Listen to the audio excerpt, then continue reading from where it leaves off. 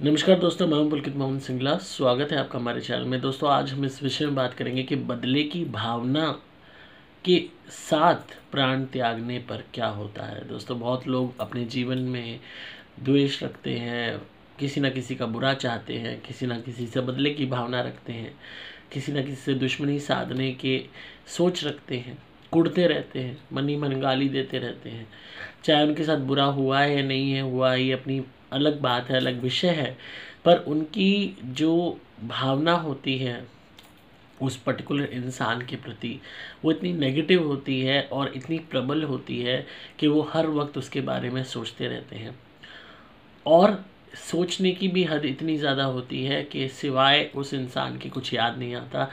बस थोड़ी थोड़ी दिनों में, थोड़ी थोड़ी देर में उसको याद करके कोसते रहते हैं, गालियाँ देते रहते हैं अपने, और बदले की भावना रखते हैं। जैसे अक्सर होता है,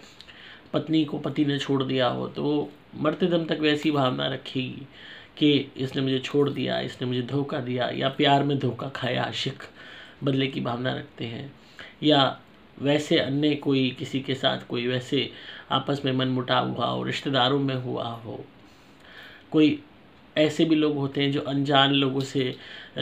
हो जाए झगड़ा, पड़ोसी से हो जाए, तो उस भावना को भी अपने अंदर भीतर रखते हैं। या भाई अलग हो गए तो बदले की भावना रखी। XYZ, it can be any person जिसने या तो आपके साथ बुरा किया हो या आपको लगता हो कि बुरा किया है, चाहे भले ही वो इंसान सही हो अपनी जगह। पर अगर आपने एक नेगेटिव माइंडसेट बना रखा है और हर वक्त आप बदले की भावना रखते हो, और इस भावना को रखते रखते आपका एंड टाइम आ जाता है, यानी कि मृत्यु के द्वार पे आप खड़े हो जाते हो, और उस वक्त भी आप वैसी ही भावना रखते हो, तो क्या होता है दोस्तों?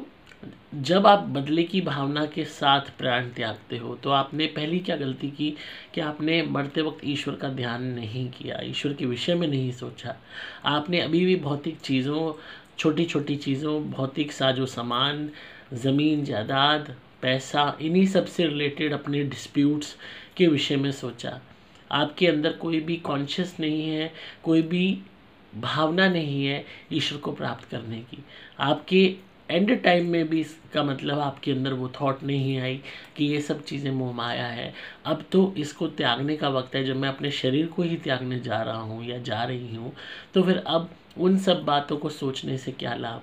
वो सोचने की बजाय तब भी बदले की भावना में ही मरने वाले लोग अक्सर जिस इंसान के प्रति वो भावना रख रहे हैं उसी इंसान तक को प्राप्त हो जाते हैं। ये बहुत ही अजीब और बहुत ही कमाल का कुदरत का ही एक इक्वेशन कह लीजिए कि सपोज़ किसी ये कह लो कि किसी ने किसी टीचर के प्रति किसी बच्चे की बदले की भावना, या किसी पड़ोसी के प्रति दूसरे पड़ोसी की बदले की भावना, या प्यार में धोखा खाई लड़की की भावना अपने प्रेमी के प्रति, या प्रेमी की भावना धोखा की प्रेमिका के प्रति। अक्सर लोग सुसाइड करते वक्त भी ऐसी भावनाएं रखते हैं, और नेचुरल डेथ होते वक्त भी अपनी सपोज रिलेटिव्स में कोई डिस्प्यूट चल रहा है ज़मीन जायदाद का, एंड वो सॉल्व नहीं हुआ है, and at the mean time किसी भी बड़े बूढ़े की डेथ कॉज होती है, तो उस टाइम भी अगर वो बदले की भावना मन में सोच रहा है रिश्तेदारों के प्रति, तो जब आप इस भावना के साथ मरते हैं और आप उन पर्टिकुलर लोगों के विषय में सोचते हैं या एक पर्टिकुलर इंसान के विषय में सोचते हैं कि आपने उसको जो है उससे बदला लेना था, या उसने ऐसा आपके साथ क्यों किया, whatever XYZ, तो आप उसी को प्राप्त हो जाते हैं। कोई ना कोई ऐसा रिलेशन इनकारनेशन होने पे बनता है कि दोबारा आप उसी के साथ अलाइन हो जाते हैं। ऐसे ऐसे केसेस आते हैं, देखे गए हैं, जहाँ जो पहले प्रीवियस बर्थ में जानी दुश्मन थे वो नेक्स्ट जन्म में पति पत्नी बन गए, या दो भाई बन गए, या भाई बहन बन गए, या माँ बाप बन गए, या तक कि माँ और बेटा तक बन गए, बाप और बेटी तक बन गए। क्योंकि आपकी जो भावना रिवेंज की, बदले की, कोसने की, नफ़रत की इतनी प्रबल थी। नफ़रत जो होती है ना, वो अच्छाई से ज़्यादा तेज़ भागती है और उसके अंदर इंटेंसिटी और भी ज़्यादा गहरी होती है। जब आप उस भावना के साथ उस पर्टिकुलर इंसान को ही याद कर रहे हो मरते वक्त, तो एक तरीके से आप कुदरत को इस सिग्नल दे रहे हो कि मैं अब उस इंसान को प्राप्त करना चाहता हूँ या चाहती हूँ। अब इनकारनेशन के प्रोसेस में अगर आपकी सोल आगे बढ़ जाती है, तो और उस इंसान की जब डेथ कॉज होती है जिसके प्रति आपने सोचा था, तो उसके बाद आपका इनकार्नेशन होल्ड ऑन रहेगा, जब तक रहेगा जब तक उस इंसान की डेथ नहीं हो जाती और आप उसका इनकार्नेशन नहीं हो जाता, ताकि दोनों के सर्कमस्टांसेस ऐसे बने कि दोनों एक दूसरे को प्राप्त कर सके, यानी कि मेनली आप उसको प्राप्त कर सको। फॉर एग्जांपल आपका प्रेत योनि में जाना लिखा है और उसका जीवन शेष है, तो आप प्रेत योनि में पहले अपना वक्त काटोगे, वो भी अपना जीवन जीता रहेगा, एंड जब उसकी डेथ कॉज होगी आपका प्रेत योनि का जीवन समाप्त होगा। इनकार्नेशन प्रोसेस में आप दोनों गए, वो अलग गया, आप अलग गए, चाहे आपका टाइम आगे पीछे हो सकता है, पर किसी भी रूप में आप उसको प्राप्त हो सकता है नेक्स्ट लाइफ में आप उसके बच्चे बन के आओ, या हो सकता है उसके पेरेंट बन के आओ, या हो सकता है उसके भाई या बहन के रूप में जन्म ले लो, या हो सकता है आगे चल के आपकी शादी उससे हो जाए नेक्स्ट में, आप लड़की बन जाओ, लड़का बन जाए, या वो लड़की बन जाए, आप लड़का बन जाओ। कोई भी रिलेशनशिप कॉज हो सकती है, क्योंकि कुदरत को आपने सिग्नल दिया that you are attaching yourself to that person. मरते वक्त भगवान का स्मरण करने की जगह, ईश्वर को जानने की जगह, ईश्वर के प्रति लालसा रखने की जगह, आसक्ति को त्यागने की बजाय आप किसी पर्टिकुलर इंसान के पीछे बददुआ निकाल रहे हो, नफरत निकाल रहे हो, एक पूरी इंटेंसिटी के साथ अपनी एनर्जी फोकस कर रहे हो उस पर्टिकुलर इंसान पे, तो किसी ना किसी भी तरीके से कुदरत आपको दोबारा उससे मिलवाती है।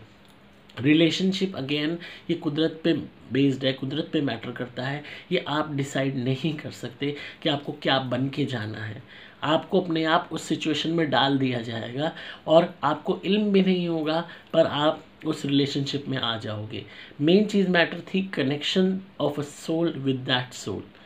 शरीर की रूपरेखा या शरीर का संबंध मैटर नहीं करता कुदरत में, आपकी इंटेंसिटी मैटर करती है कनेक्ट करने की उस पर्टिकुलर सोल के साथ। अब देखा जाता है अक्सर मियाँ बीवी कई रिलेशनशिप में ऐसे होते हैं कि इतना झगड़ा होता है, इतना झगड़ा होता है, आपस में मार पिटाई गाली गलौज खूब होती है, रोज़ थाना तहसील, रोज़ रूसा मनाई। तो कहीं ना कहीं एक ऐसा भी हो सकता है कि ये वो लोग हों जो अपनी पास्ट लाइफ में दुश्मन रहे हों, पर उनमें से किसी एक की या दोनों की ही नफ़रत की भावना इतनी प्रबल थी कि कुदरती तौर पे फिर से इनका इनकारनेशन हुआ, तो इनका मिलना तय हुआ,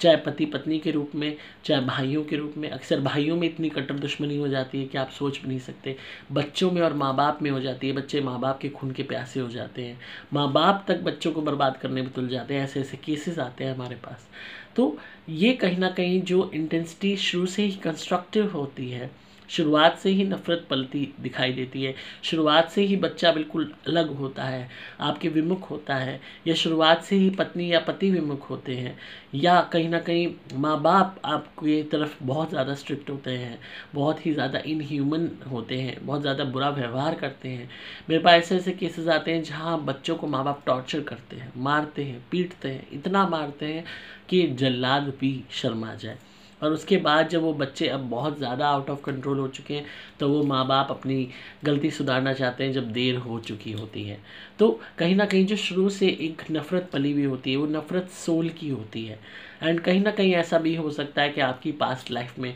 कोई ना कोई दुश्मनी या रही हो कि आपको दोबारा इकट्ठा उसी इंटेंसिटी के साथ दोबारा से उसी या किसी और रिलेशन में बांध दिया गया हो। अब कुदरत ऐसा करती ही क्यों है कि कोई बहुत ही कट्टर दुश्मन है, उसको आपको आपका भाई या बच्चा बना दिया, पत्नी बना दिया, पति बना दिया, कोई प्रेमी बना दिया, दोबारा प्रेमिका बना दी, कोई पड़ोसी बना दिया। हो सकता है पास्ट लाइफ में जो आपकी पत्नी हो वो इस जन्म में आपका पड़ोसी हो, यू नेवर नो। तो ऐसा क्यों कुदरत करती है? कुदरत एक चीज़ पे इशारा करती है बार बार, ईश्वर एक चीज़ पे इशारा करता है कि हम तुम्हें पुनः मौका दे रहे हैं, दोबारा मौका दे रहे हैं, पहले भी दिया था और फिर दे रहे हैं कि आप अपने डिफरेंसेस को त्याग दीजिए और एक बिगर पिक्चर की तरफ देखिए कि हमने पीसफुली रहना है, हमें अपने लक्ष्य को समझना है, हमें ईश्वर प्राप्ति करनी है, हम इस जन्म क्यों हमने लिया है, इस भावना को समझना है। दोबारा उन्हीं दो लोगों को दोबारा बांध दिया गया और निमित्त आप खुद ही बने,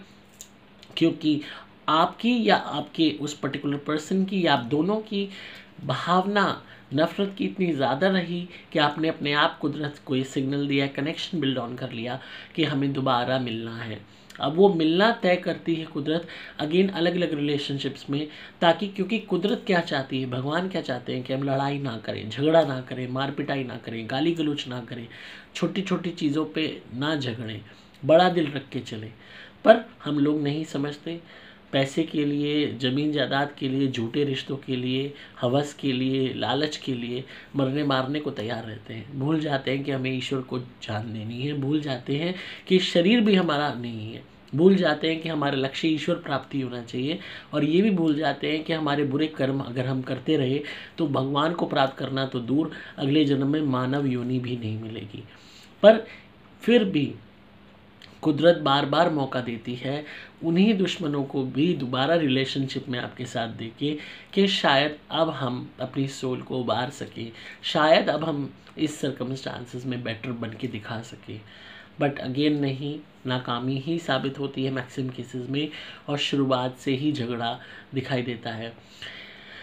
फॉर एग्ज़ाम्पल, किसी भी ऐसा हो सकता है कि कोई पति पत्नी हो जहाँ पति पत्नी को बहुत मारता हो, उसकी बदले की भावना पनपती रही, नफरत पलती रही कि मुझे इतना मारता है। नेक्स्ट इनकारनेशन जब हुआ तो उल्टा हो गया, पत्नी पति बन गया, पति पत्नी बन गई, या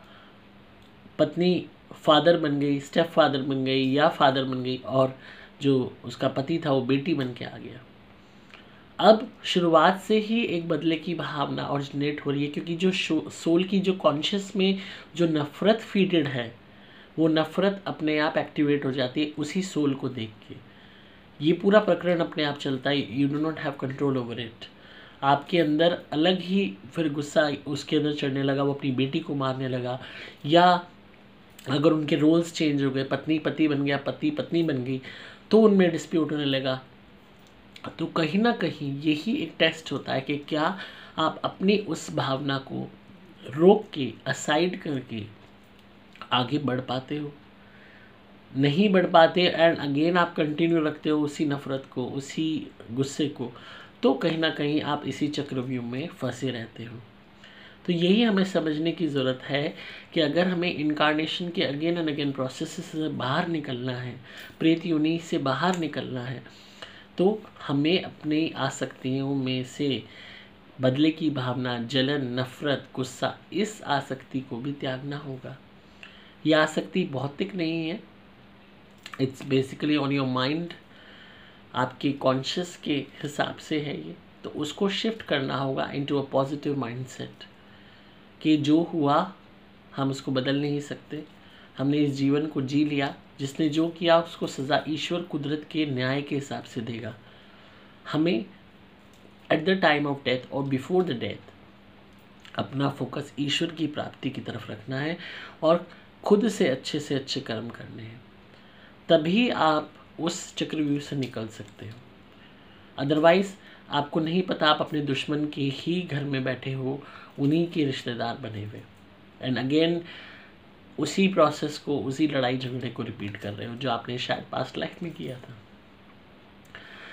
तो आई होप आपको आज की वीडियो पसंद आई होगी और आप इस बात पे गौर करेंगे कि नफ़रत से कुछ हासिल नहीं होता, हमें प्यार से ही इस जीवन को जीना होगा ताकि हम उस प्यार के सागर यानी कि उस ईश्वर को प्राप्त कर सकें। अगर आप किसी भी नेगेटिविटी से परेशान हैं तो आप हमसे धुनी मंगा सकते हैं, घर में जलाएं धुनी को, हर तरीके की भूत प्रेत ब्यादा दूर हो जाएगी, काला जादू कट जाएगा, नज़र हाय टोक हट जाएगी, रुके हुए काम बनने लगेंगे, अधूरी इच्छाएं पूरी होने लगेंगी, लक्ष्मी की प्राप्ति होने लगेगी, वास्तु ठीक होने लगेगा। आपको सिंपली मोबाइल नंबर 8130331007 पे संपर्क करना होगा। आप हमसे कवच या लॉकेट भी मंगा सकते हैं अपनी प्रोटेक्शन के लिए, यह हमेशा आपकी रक्षा करेगा। डिस्क्रिप्शन में आपको डिटेल्स मिल जाएंगी। मैं हूँ आपका दोस्त पुलकित मोहन सिंगला।